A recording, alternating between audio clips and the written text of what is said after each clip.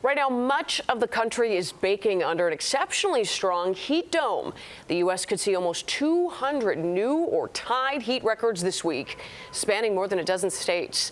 And while heat may not be the most destructive, extreme heat is by far the deadliest form of severe weather. And that means it is important to protect yourself. Joining us now with more helpful information is Dr. Kush Desai with Rush University Medical Center. Dr. Desai, thank you so much for being with us. Thank you for having me. I know that it's obvious to a lot of people, but it is still so important. Can you discuss with us how damaging this extreme heat can be to our bodies? Certainly. So, like you said, it can seem like common sense, which for most of us, it can be. But what is more concerning is the fact that this is going to be a bit of a longer stretch of really, really hot days.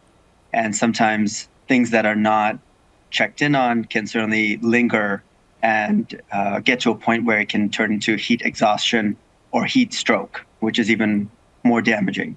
So being aware of some of the signs of getting close to heat exhaustion or stroke will be a really good idea for the next few days for not only yourself, but for your loved ones and people that might not have a bigger network around them. Sure. And what are some of those signs that we can look out for? Sure. So some of the common things looking out for is feeling generally weak.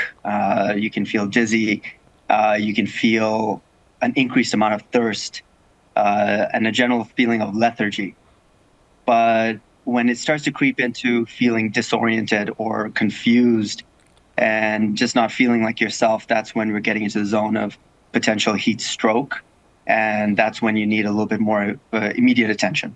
Let's say that we or a loved one that we know are forced to work outside because those are just the conditions of our jobs.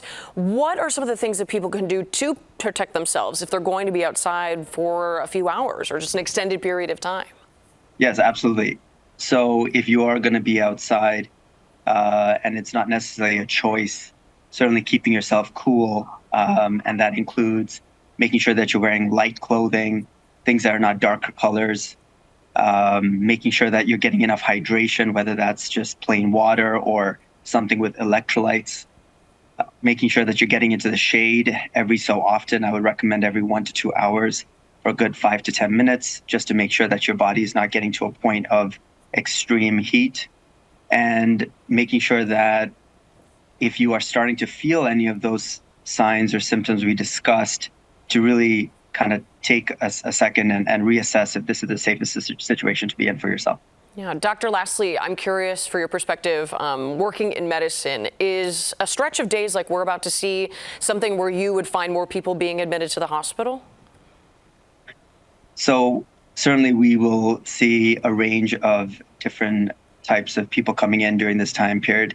And it can be confused with other conditions, other pre-existing conditions that they may have had before that has been exacerbated by the heat, or in itself could be heat exhaustion or heat stroke.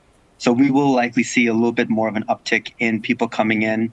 I'm not saying that that's what you should be doing, not going straight to the hospital, but certainly if that is a concern, then we are here to help, and we are here to give you reassurance if that is not what's going on. Right, if it reaches that level, but we certainly hope it doesn't. And you gave us great tips to protect ourselves. Dr. Desai with Rush University Medical Center, thank you so much.